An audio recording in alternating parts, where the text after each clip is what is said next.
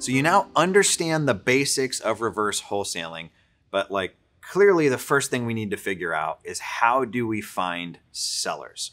So I'm going to walk you through like your options, and then we're going to have individual modules kind of deep diving like what those are. So my number one source of deals is direct mail. It's not super cheap. I'm typically spending somewhere between $2,000 and $2,500 to get a property under contract.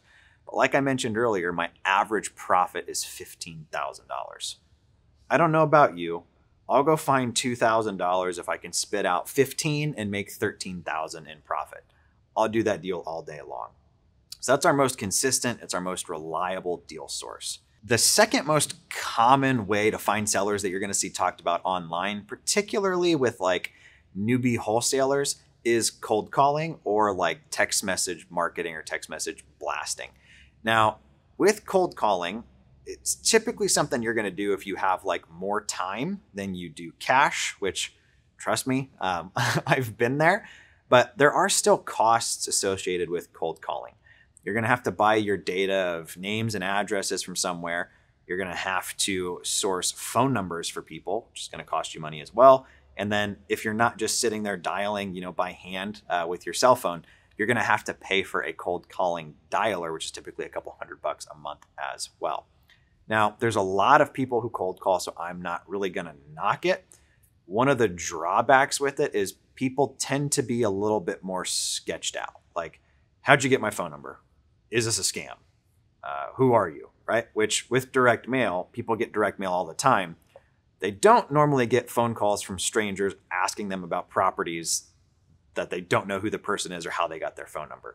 With cold calling, you're typically going to have to make a lot of phone calls. You'll hear the expression smile and dial, and it's going to be a lot of work to get somebody across the finish line. From our experience with our data, it's about 3 to 4 times more follow-up and back and forth with a cold calling lead to get it closed than with a direct mail lead. Now, same thing with SMS. There are some risks and some issues.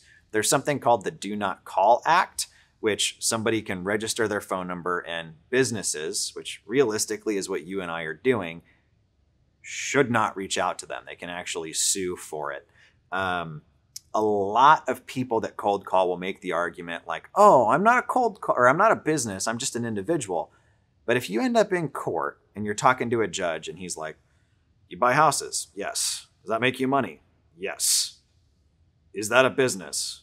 No. That doesn't feel like a super strong argument to me. So you have that. You also have something called the TCPA, which is the Telephone Consumer Protection Act, which has some rules and regulations with like cold calling and SMS blasting and using technology to do that at scale. So there's definitely some risks there. I'll be blunt. We've done cold calling in the past. It's not something we really do anymore, and it's not a main source of deals. Same thing with SMS. I just don't like the user experience of somebody's getting like a cold contact from somebody they don't know that feels a little spammy. Nobody likes, telemarketers or like marketing text messages. I'm not telling you it doesn't work. We're going to have some sections on how to do it. It's just not my favorite way of finding deals. The third way you can find sellers is through a process known as driving for dollars.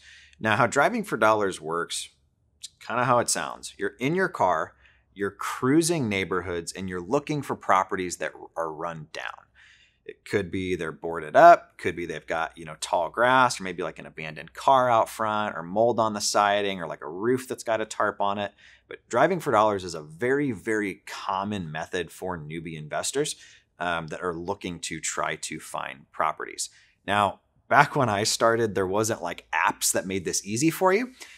You would literally have a sheet of paper that you would write down like, okay, 1701 this street. And then you'd get home and have to try to like compile all of those addresses. There's actually apps now that make it very, very simple, where as you're driving, you literally just drop a pin and it adds them to a list for you. But we'll talk about that a little bit more in the driving for dollars section. The fourth way to find deals, which is really, really common for guys like me that have done this for a while, we've got a pretty large marketing budget, is social media marketing. So Facebook, Instagram, and Google pay-per-click ads. It's not really something that I'm going to recommend you guys play with in the like reverse wholesaling space, just because it can cost you a lot of money. There's a lot of like setup and knowledge that goes into it, and it's very easy to waste money doing it. So while it might be something you want to play with later, if you're just starting out, you'd probably be biting off more than you can chew with it. The fifth one is kind of along that lines as well. That's search engine optimization, or SEO. It's basically when somebody Googles "we buy houses," can you get your company to come up first for your city? We have the first ranking in tons of cities, but I have a full-time SEO guy that just for my one market is $2,500 per month. So when you're just starting out, it's going to take 6, 7, 8, 9 months to get up that traction, that results. It's not really something that I recommend either, unless like you've just got cash to burn. In which case I would tell you just to spend more marketing on, 1 through 3 or 4.